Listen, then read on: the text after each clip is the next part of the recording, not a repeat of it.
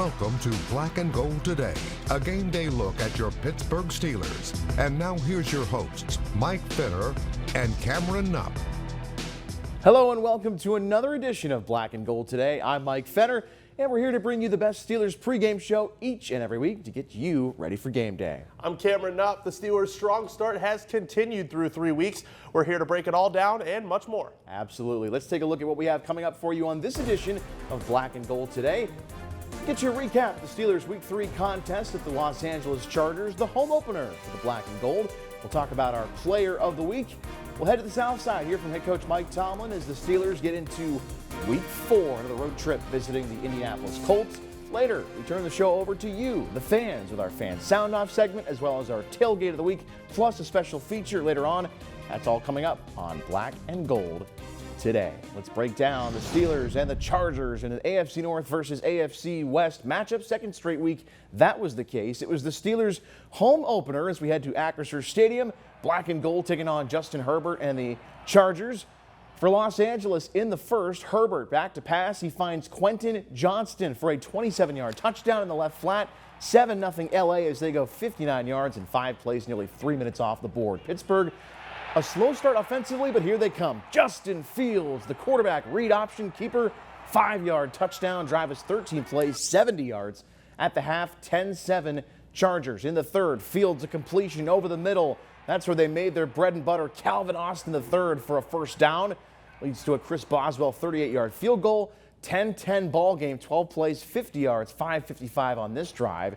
But the defense turns the tide in this one. Herbert back to pass, and he is going to be dumped, taken down. It's a forced fumble. Chargers jump on it, but Nick Herbig, with one of his 2 sacks on the day, sets up a 3rd and 15. Herbert would not make it through the game with an ankle. Later, 3rd and 5, the Pittsburgh 49. Backup Taylor Heineke gets a taste of T.J. Watt on the sack for a loss of 8. In the fourth, Fields to CA3, and Austin takes off 55 yards for the Pittsburgh touchdown. 20-10 Steelers, 5 plays, 84 yards, nearly 3 minutes on the drive. The Steelers sack the Chargers 5 times in the second half and limit them to no yardage in the second. It's the Steelers winning the home opener 20-10 to move to 3-0. It was just, GP had a little sit. I came behind him on a little wrap route. Obviously with GP out there, he kind of garnered some attention. So I think linebacker probably pulled, threw it right behind him. Good blocking, good pass, overall good execution. We knew that, they're going to be in a lot of too high stuff. So we were opening up the pass game a little more. They invested in their edges, so we're trying to, attack the middle of their interior of their defense. I think we opened up the pass game a little more. We're taking a step each and every day trying to get there. We just got to get in all the weapons we got on offense. No reason we shouldn't get in the end zone 3-4 times a game. Late in that game, they were definitely stacking that box just because I knew we wanted to run that ball out and run the clock out. And we did that. We executed, and it was a ton of fun. It's a team game. Our offense is running that ball. We're getting after the quarterback. DBs are holding it down. PQ, E-Rob coming up, hitting. That's all we can ask for, a team ball right there. We got to be the best defense. You know what I'm saying? Whether it's the number 1 ranked defense or the number 32 ranked defense, we got to go out there and we got to play our best game. It feels good, we still got stuff to work on, clean up, so we're never satisfied. We're going to take this win and go home, watch tape, and move on from it.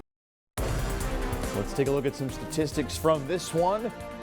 On the team side, the Steelers racking up a season-high 346 yards while limiting the Chargers to just 168. Nothing doing in the second half for LA. Incredible defensive performance for the Steelers. Pittsburgh 7 for 14 on 3rd down. Chargers just 3 for 11. Pittsburgh figured out its penalty problem from weeks 1 and 2. Just 3 for 15 they were guilty of in the home opener. Pittsburgh sacked the Chargers 5 times for 42 yards of loss. All 5 coming in the second half. For some individual looks here, Justin Fields in his 3rd game. By the way, first time in his career he's won 3 games in a row as a starter. 25 for 32 through the air, 245 yards with a touchdown pass, an interception, but a rushing score. First time in Fields' career again, 3 straight wins. On the ground, Najee Harris, steady, 18 carries, 70 yards. Calvin Austin III, a big performance as well. We'll talk more about that in a second. Nick Herbig with 2 sacks, T.J. Watt with 1 as well. And speaking of Calvin Austin III, let's send it over to Cameron. Yeah, it's time to meet our Black and Gold Player of the Week. And like you said, it's Calvin Austin, a huge performance on offense in the Steelers' home opener in Week 3. Like I said, Calvin Austin is our player of the week this week. The Steelers slot receiver nearly topped 100 yards receiving in Week 3. Austin broke the game open with this crucial 55-yard touchdown catch in the fourth quarter that helped put the game out of reach. Congratulations to Calvin Austin III, our Black and Gold Today Player of the Week. I think each game presents its own new challenge, so whatever opponent that we play for that week, I think we have enough talented guys, and coaches put us in great positions that whatever way that we need to win, we can kind of go about it that way. There you have it, a matchup in Week 3 between the unbeaten Steelers and now the not unbeaten Chargers. They were 2-0 going in. Cameron, what about this defense? I mean, they lead. J.K. Dobbins, the league-leading rusher, shut down. Justin Herbert doesn't make it the whole way through. The Steelers with 5 sacks in the second half. This defense is nasty right now. Absolutely. This is a defense that hasn't given up more than 10 points all season long. Right. The big thing I took from it is when Justin Fields finally made a mistake through his first interception of the year. Good field position. That defense was able to get a 3-and-out. If they can continue to do that when things start to unravel on offense, if they do, that's going to take them a long way. They'll keep their offense in games. Giving up the fewest points total in the league through 3 weeks. Pretty impressive stuff. And like you said, the offense starting to finally get a rhythm. A couple of touchdowns. Absolutely. As Pittsburgh comes away with a win in the home opener. All right, we will move ahead. Still to come on Black and Gold today. We'll head to the South Side to get you ready for the Steelers and the Colts in Week 4. Stay with us on Black and Gold today. You're watching Black and Gold today.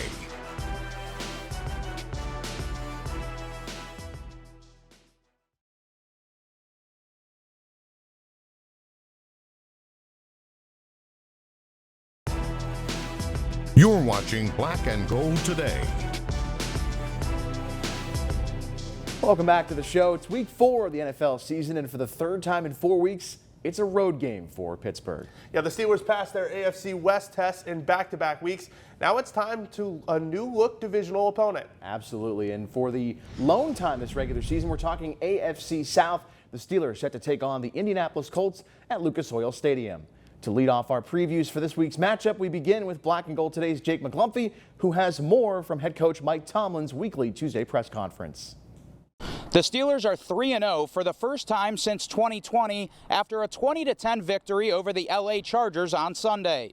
Head coach Mike Tomlin says he was pleased with his team's performance, but says there are a few small things that they need to clean up before they head to Indianapolis. As you pursue and attain victory, you better continually work on the things that could be troublesome for you as you continue through the journey.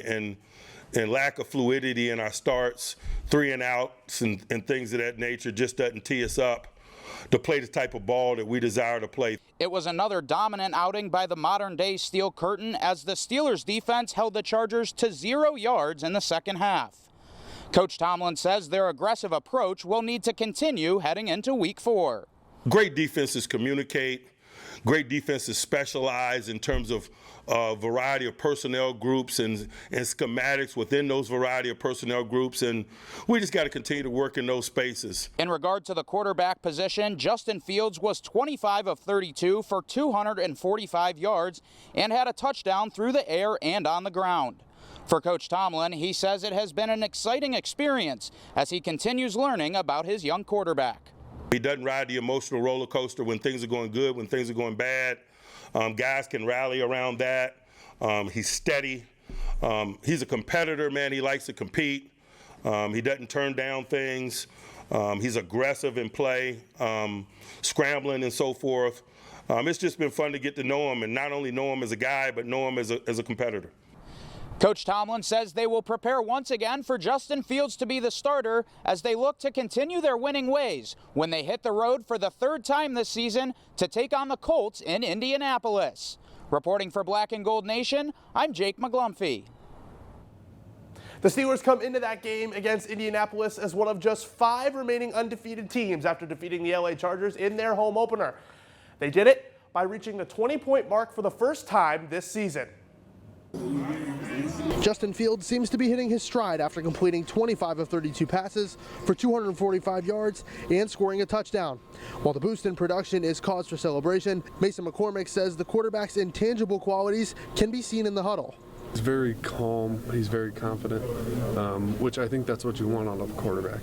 He's somebody who's in there and gets us back to ground zero in the huddle, and I think that's super important. Despite a bruised offensive line, McCormick says they continued to build cohesion. I feel like it's just repetition and practice.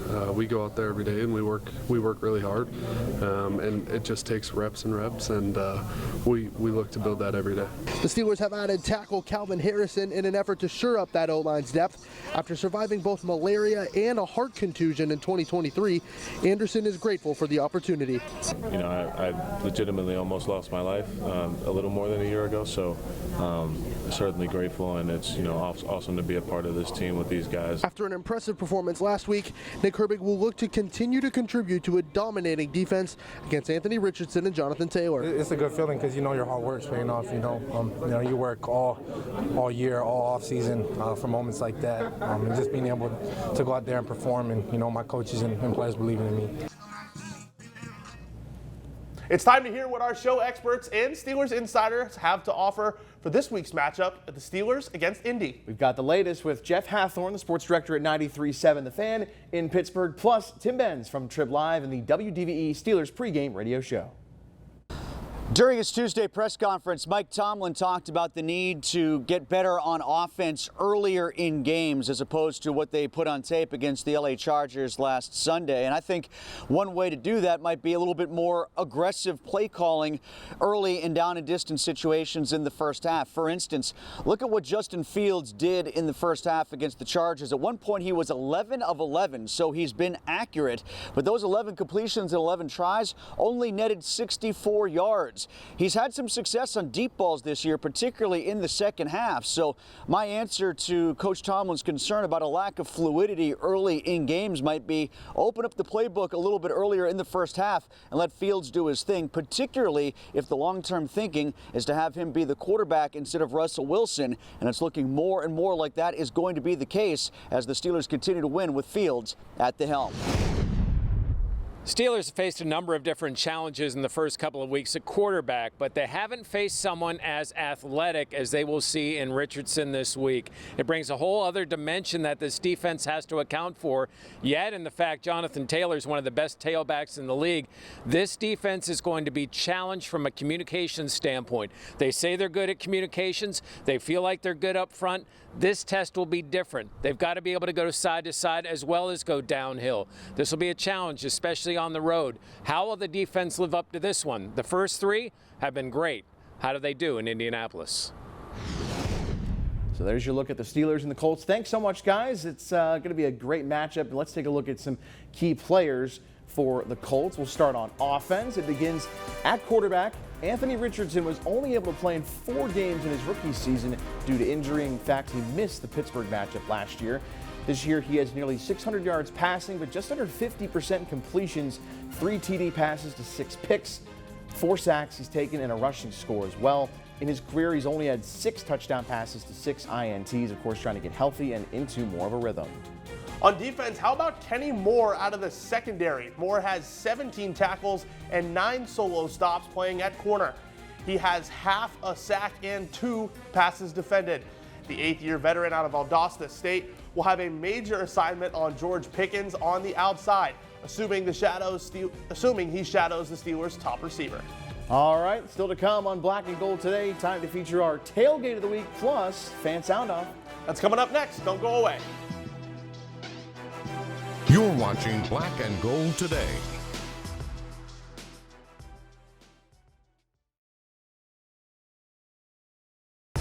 You're watching Black and Gold today. Welcome back to Black and Gold today. It's time for one of our favorite parts of the show when we turn things over to you, the fans. Yeah, Mike, let's start off with our fan sound off. And this week's topic is pretty simple. Who's your favorite Steeler on this year's team and why? Here we go!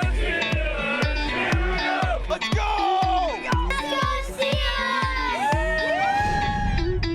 Who's your favorite Steelers player on this team, and give me your reasons why? Yeah, T.J. Watt has got to be the favorite player. I mean, he's one of the best players in the NFL, bringing it every week and lifting up the rest of the team. He's a game changer. There's just not many like him. I love Cam, you know, guys that have been with the team, the organization for a while. TJ's been here, and he just changes the game. It's tough to pick against T.J. Watt. How hard he goes every play. I mean, and what are we, 1-10 without him? He's the man. He just epitomizes what a Pittsburgh Steeler should be. Hard work, a sealer, tough. That's why I love T.J. Watt. Great stuff, guys. Now it's time for our tailgate of the week. It's always great to talk and catch up with members of the Renegade Tailgate, Cameron. Yeah, Mike, these guys certainly know how to throw a party, but also really include fans from all over Steeler Nation. It's a tailgate party in the neighborhood. It's gonna be loud, it's gonna be good. It's a tailgate party in the neighborhood. Everybody come gather round. Welcome to our tailgate of the week. I'm here with Cindy from Renegade Tailgate. Cindy, first things first, what makes this Renegade Tailgate so unique and so authentically you guys?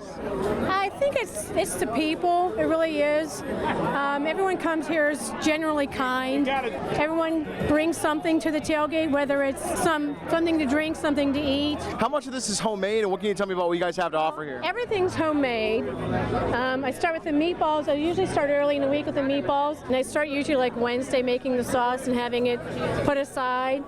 The potatoes are homemade too, and then the pierogies are homemade, and I start those too like during the fall, the off season. So I have my nephew and them do the chicken for me. We also do smokies, and everybody loves a little bit of bacon on everything. I make the pasta salad. The subs go pretty quick too. We probably go through 60, 70, 80 subs. Then I make brownies, and then I have someone who contributes a banana pudding. I'm a big guy, so I make good desserts just because I like good food. The food is so good. Everyone is so nice, so lovely. If this wasn't my little baby boy's first game, I'd be doing Henny shots with the crowd. This is the first time I've been at the Renegade Tailgate, and they have set the standard as far as I'm concerned of what they're doing and how they're doing it and efficiently that they're doing it, and they're raising money for a good cause. So very excited to be a part of this and hopefully more in the future. You got to step up your game for these other tailgates out there. Take a look at what you can bring out here to match what these guys are doing at the Renegade Tailgate. Cindy, thanks so much for joining us. Thank you. It's a tailgate party. It's a tailgate party. Great stuff, guys. Thanks so much once again. All right, shifting gears, former Steelers kicker Jeff Reed, he's made peace with life after football. Reed, he did play 10 seasons with the Black and Gold, Cameron. Black and Gold today's Kent Urbanski caught up with Reed at his sports bar in Charlotte, North Carolina. Here's his story. Here's one. Let you fold these and put them in a bag. Thank you. Former Steelers kicker Jeff Reed is at peace with life after a 10-year career kicking in the NFL. After the NFL, I trained for two years hardcore to get back in. Never got a chance. Looking back, Reed says the opportunity to play in the NFL was like living a dream. I did live a dream. I was in it for 10 years, but I had to let it go and move on with life. So most people work towards their dream jobs. I got a dream job at 22 years old. So then at 32 years old, you try to figure out now what. He's now part owner of the Carolina Steel Sports Bar in Charlotte, North Carolina, a place he calls home. Never thought I'd be owning a bar, but here I am. I signed up just to do the marketing, be the face of the place, put my jerseys up, bring people in, and that was it. Now I'm a partner. The name of the bar reflects his time in college with North Carolina and his time with the Black and Gold. Obviously, I played for North Carolina Tar Heels, and we support the Carolina sports teams around here, and still being obviously the Pittsburgh Steelers, who I was very fortunate enough to win 2 Super Bowls with. Reed's memories of winning Super Bowl titles with the Black and Gold still gets him excited when talking about it. His first, Super Bowl 40. That was a Super Bowl nobody gave us a chance, and that was actually the better team than the second Super Bowl, in my opinion. I can see it right now when Jerome Bettis ran over Brian Urlacher on the goal line in that snowstorm. That was the beginning of our Super Bowl run, even though we didn't really know it at the time. I was the last person to say something to Bus, is y'all used to stick around, man, because if we go to the Super Bowl, it's in your hometown. And Jerome got to go out, like most athletes do not, as he wanted to. Super Bowl 43 would come down to a final drive that had Reed getting ready to kick a game-tying field goal. What was going through his mind at the time? Just give us a chance, at least for me to get points, and if we score a touchdown, heck yeah, man, we're partying. Instead, it was Roethlisberger hooking up with Santonio Holmes for one of the most memorable game-winning catches in Super Bowl history. That's 15 years removed, and I have the chills. So it's something that I'll live with forever. Nobody can ever take that away from me. Reed is currently number 3 on the all-time scoring list for the Black and Gold. He's grateful for his time in the league. I got an opportunity to be in that league, play football as one of the 32 best kickers in the world. As for what the future holds for Reed, we're expanding this. We are going to open a location in Myrtle Beach, South Carolina. I know that's Pittsburgh South. I don't know how many Tar Heels fans would be up in Pittsburgh, but it wouldn't be a bad idea to maybe open a bar in Pittsburgh. I think that one would do okay too.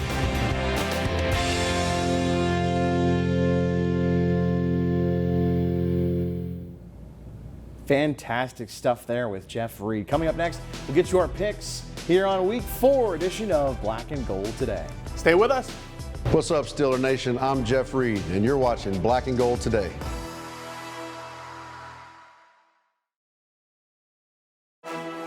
You're watching Black and Gold Today. Welcome back to Black and Gold Today. It's time to make our picks for week number 4. All right, let's get into it with our BGT predictor. As we take a look at the BGT predictor, and last week it was the Chargers and Steelers in our predictions. Here's a look at how things played out. Of course, well, I went with the Chargers, which was foolish. You both went with Pittsburgh, 20-10 and 20-17 respectively, I should say, as it was you and Kent. And here's how the towel standings look. Oh, look at that. The rookie has a commanding lead, 2-1-0. How are you feeling about that? Love it. I guess it's beginner's luck. Yeah, beginner's luck. Yeah, we'll see how that turns out the rest of the way. 20-10, you had that pick. So we look ahead now. We're going clean sweep across the board. Steelers over the Colts. We both, you and I on the desk, as well as Kent behind the scenes, feeling pretty confident. What sounds like we're all feeling pretty confident about the lack of points on the other side from the Colts. How much do you think the pressure could get to a guy? You know, relative inexperience of Anthony Richardson, we kind of talked off air about that. How much do you think that could really play a big factor in terms of what Pittsburgh can do defensively? Absolutely. You know, we talked in the Denver game about how good the Steelers are against rookie quarterbacks. Not technically a rookie in Anthony Richardson, but he only played 4 games last year. I think they'll get it done again. Absolutely. Thanks so much for watching Black and Gold Today, and enjoy the game. Thanks for watching. Join us next week for another edition of Black and Gold Today.